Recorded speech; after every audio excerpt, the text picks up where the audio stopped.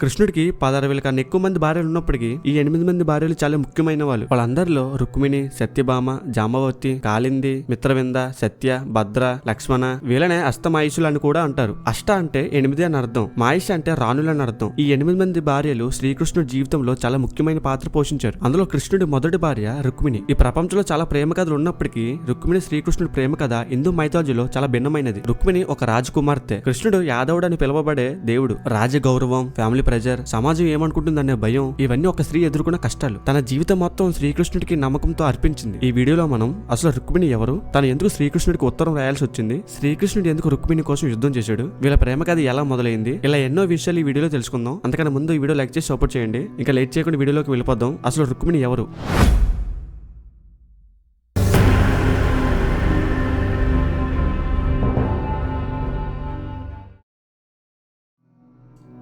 రుక్మిణి విదర్భ అనే దేశంలో పుట్టింది. ఆమె తండ్రి భీష్మక మహారాజు. అయినా ఆ దేశానికి గొప్ప రాజు. రాజ్యంలో సంపద, శక్తి, గౌరవం అన్ని పుష్కలంగా ఉన్నాయి. రుక్మిణి మనసు శాంతమైన మనసు. తన చిన్నతనం నుంచే భక్తి భావం, ఏ విషయానైనా లోతుగా ఆలోచించే గుణం ఉండేది. విదర్భ దేశం పెద్ద పెద్ద పర్వతాలతో, చుట్టూ అడవులతో, మధ్యలో నదుల ప్రవాహంతో చక్కటి గాలులు వేస్తూ ఒక స్వర్గంలా ఉంటుంది. ఆ దేశాన్ని పాలిస్తున్న భీష్మక మహారాజు ఆ దేశ ప్రజల పట్ల నీతి, నిజాయితీ, ధర్మంతో బ్రతికే రాజు. ఆయన దేశంలో ఆకలి ఉండదు, అన్యాయం జరగదు. రుక్మిణి పుట్టాక ఆ విదర్భ రాజ్యం మొత్తం పండగ వాతావరణంలా మారిపోయింది. రుక్మిణి ఆ దేశానికి రాజకుమారి అయినా తన చుట్టూ ఐశ్వర్యం ఉన్నా ఎప్పుడు కూడా తన మనసులో గర్వం అనేది ఉండేది కాదు. టైం గడిచే కొద్దీ రుక్మిణి యుక్త వయసుకు వచ్చింది. తనకి ఎప్పుడు కూడా రాజ్యంలో ఉండే చెట్లు, పూలు ఉండే స్థలంలో నడవడం రుక్మిణికి బాగా ఇష్టం. అక్కడ ఉండే పక్షులతో, జంతువులతో ఆడుకునేది. అంతేకాదు ఆ రాజ్యంలో ఉండే గుడి గోపురాలకు వెళ్తూ అక్కడ భక్తి భావంతో దీపారాధన చేసేది. రుక్మిణి తండ్రి రుక్మిణికి సంగీతం, నాట్యం, శాస్త్ర విద్యలను నేర్పించాడు. రుక్మిణి వాటిల్లో నైపుణ్యం పొందింది. రుక్మిణికి ఒక అన్న కూడా ఉన్నాడు. వాళ్ళన్న రుక్మిణిని శిశుపాలకుడితో పెళ్లి చేద్దాం అనుకున్నాడు.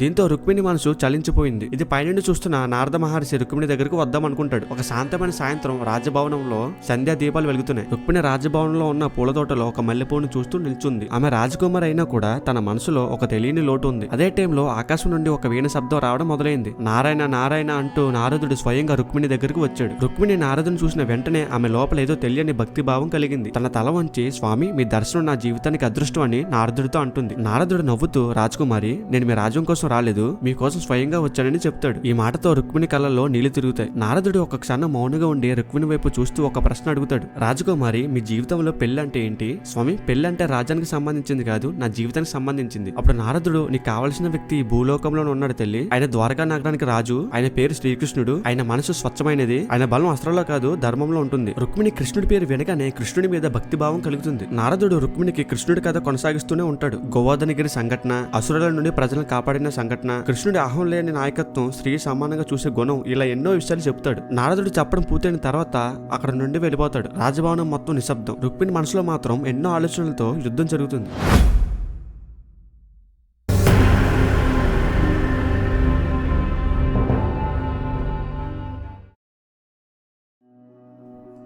నారదుడు వెళ్ళిపోయిన వెంటనే రుక్మిణి రాజభవనంలోకి వెళ్ళలేదు. అక్కడే ఉన్న పూల తోటలో నుంచొని ఆకాశం వైపు చూస్తూ కృష్ణుడి కోసం లోతుగా ఆలోచిస్తుంది. నారదుడు చెప్పిన ప్రతి మాట రుక్మిణి మనసులో నాటుకుపోయింది. కృష్ణుడి మీద ప్రేమ కన్నా భక్తి భావం ఎక్కువగా కలిగింది. ఆ వెంటనే అక్కడ నుండి తన ప్రయాణం దగ్గరలో ఉన్న గుడి దగ్గరకు వెళ్ళింది. ఆ గుడిలో కృష్ణుడి కోసం దీపారాధన చేసింది. కొన్ని రోజుల తర్వాత రుక్మిణి ప్రవర్తన మెల్లగా మారడం మొదలైంది. ఇది గమనించిన వాళ్ళ అన్న రుక్మిణి పెళ్లి కోసం రాజసభలో మంత్రులతో సమావేశం పెట్టాడు. శిశుపాలకుడితో పెళ్లి చేయాలని నిర్ణయం తీసుకుంటాడు. ఈ వాత రుక్మిణిని బాధపడుతుంది. రుక్మిణి ఆ రాత్రి అంతా నిద్రపోలేదు. రాజ్యంలో అందరూ నిద్రపోతారు, కానీ రుక్మిణికి మాత్రం నిద్ర రాదు. తన గుండెల్లో తెలియని ఆవేదన ఉంది. ఆ పక్కనే ఉన్న దీపాన్ని వెలిగిస్తుంది. చేతులకి కాగితం, తాటాకు కలం తీసుకొని మనసులో ఉన్న బాధలను అక్షరాలుగా కాగితం మీద పెడుతుంది. రుక్మిణి లేఖ రాసిన తర్వాత తనకి పెద్ద సమస్య వస్తుంది. లేఖని కృష్ణుడి దగ్గరికి ఎవరు చేరుస్తారు అని. రాజభవనం చుట్టూ సైనికులు ఉన్నారు. రుక్మిణి వాళ్ళ అన్న భవనం చుట్టూ బందోబస్తు దృఢంగా పెట్టాడు. దీంతో రుక్మిణికి ఒక ఆలోచన వచ్చింది. తెల్లవారుజామున ఆ లేఖను చేతిలో పెట్టుకుని రాజభవనం నుండి గుడి వైపు వెళ్ళింది. ఆ గుడి దగ్గర నారద మహర్షికి మొరపెట్టింది. నారదుడు దర్శనం ఇచ్చాడు. రుక్మిణి తల వంచి నారద మహర్షికి లేఖ చూపిస్తూ,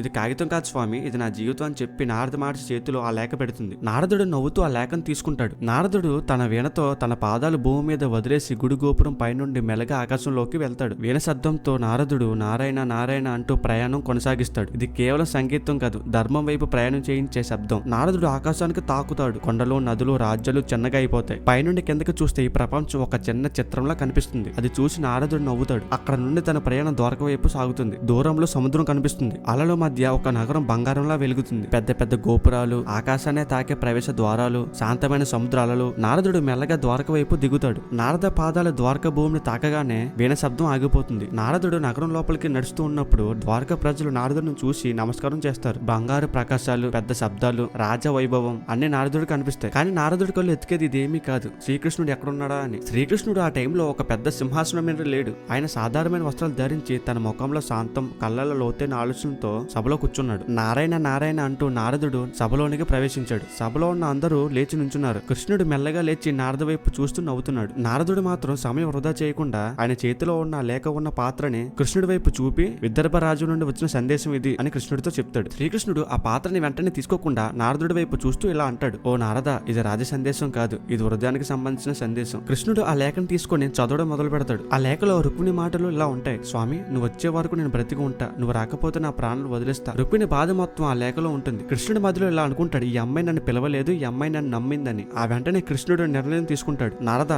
ఈ సందేశానికి న్యాయం చేయాలి, ధర్మం గెలవాలి, తగిన సమయం రావాలి. అప్పుడు నారదుడు, సమయం దగ్గరలో ఉన్నది ప్రభు, ఒక రాజ్యం గెలవడం కన్నా ఒక స్త్రీ స్వేచ్ఛను కాపాడడం గొప్ప యుద్ధం ప్రభు.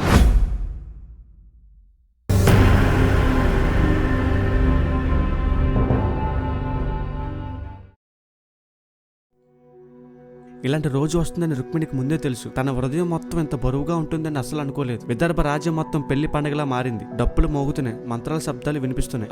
రాజులు, సేనాధిపతులు, రాజ సైనికులు అందరికీ ఇది ఒక ఉత్సాహంలా ఉంది. రుక్మిణి మాత్రం కృష్ణుడు రాక కోసం 1000 కళ్ళతో వేచి చూస్తుంది. కృష్ణుడు తన రథం ఎక్కి ద్వారక నుండి ప్రయాణం కొనసాగిస్తాడు. రథ చక్రాలు వేగంగా కదులుతాయి. ద్వారక ప్రవేశ ద్వారం దాటి కృష్ణుడు వేగంగా కదులుతాడు. ద్వారక నుండి ఎన్నో రాజ్యాల నుండి కృష్ణుడు విదర్భకి ప్రయాణం చేస్తాడు. ఇలా ప్రయాణంలో ఒక రాత్రి వస్తుంది. కృష్ణుడు రాత్రిపూట రథం మీద ప్రయాణం చేస్తూ ఉంటే చంద్రువైపు నుండి వచ్చే కాంతి కృష్ణుడు రథం మీద పడి రథం నీడ భూమి మొత్తం పాకింది. కృష్ణుడు ఆకాశం వైపు చూస్తూ రుక్మిణిని తలుచుకుంటాడు. రుక్మిణి పెళ్లి వస్త్రాలతో గుడికి ప్రయాణం చేస్తుంది. మన హిందూ పురాణాల ప్రకారం వివాహం రోజు పెళ్లి కుమార్తె గుడికి వెళ్లే ఆచారం ఉంది. రుక్మిణి గుడిలోకి అంబిక దేవికి దీపారాధన చేయడానికి వెళ్ళింది. కృష్ణుడు వేగంగా విదర్భ రాజ్యానికి చేరుకున్నాడు. దీపారాధన చేసుకుని బయటకు వస్తున్న రుక్మిణికి ఉన్నపాటుగా రథం వచ్చే శబ్దాలు వినిపిస్తుంది. చక్రాలు చేసే దుమ్ముతో కృష్ణుడు రుక్మిణి దగ్గరికి వస్తాడు. రుక్మిణి మొదటగా చూసింది కృష్ణుడి మొహం కాదు, కృష్ణుడి కళ్ళును. కృష్ణుడి కళ్ళు కోపంగా కాదు, శాంతంగా ఉన్నాయి. కృష్ణుడు రథం రుక్మిణి దగ్గర ఆపి తన చేయి చాచాడు. రుక్మిణి కృష్ణుడి చేయి పట్టుకుని రథంలో కూర్చుంది. రథం కదలడం మొదలైంది. రుక్మిణి వెనక్కి తిరిగి తన రాజ్యం వైపు చూసింది. రథం వేగంగా కదలడం వల్ల రాజ్యం దూరానికి చిన్నగా అవడం స్టార్ట్ అయింది. మెల్లగా కృష్ణుడి చేయి పట్టుకుని ఏడుస్తుంది. గుడి దగ్గర జరిగింది శిశుపాలకుడికి తెలుస్తుంది. వెంటనే కోపంతో గట్టిగా అరవడం మొదలు పెడతాడు. ఈ అరుపు విన్న రుక్మిణి వాళ్ళ అన్న సైనికులను పిలిచి వాళ్ళని పట్టుకోమని ఆర్డర్ వేస్తాడు. కృష్ణుడు రథం వెనకాల విదర్భరాజు సైనికులు వెంటబడతారు. ఇది చూస్తున్న రుక్మిణికి భయం మొదలవుతుంది. కృష్ణుడు రుక్మిణితో భయపడకని ధైర్యం చెప్తాడు. ఆ వెంటనే కృష్ణుడు బలరామ అని పిలుస్తాడు. బలరాముడు కూడా కృష్ణుడితో పాటు అదే రథంలో ఉంటాడు. బలరాముడు విదర్భరాజు సైనికులతో వెనక నుండి దాడి చేస్తాడు. కానీ బలరాముడి బలం ముందు ఆ సైనికులు ఓటమి పాలవుతారు. సైనికులందరూ వెనక తగ్గుతారు. బలరాముడు రుక్మిణి అన్నతో యుద్ధం చేస్తూ ఉంటే రుక్మిణి ఆపుతుంది. ఆయన నా అన్న వదిలేయండి అని కృష్ణుడు కూడా చెప్పడంతో బలరాముడు వదిలేస్తాడు. కొన్ని రోజుల ప్రయాణం తర్వాత ద్వారకా నగరానికి చేరుకుంటారు.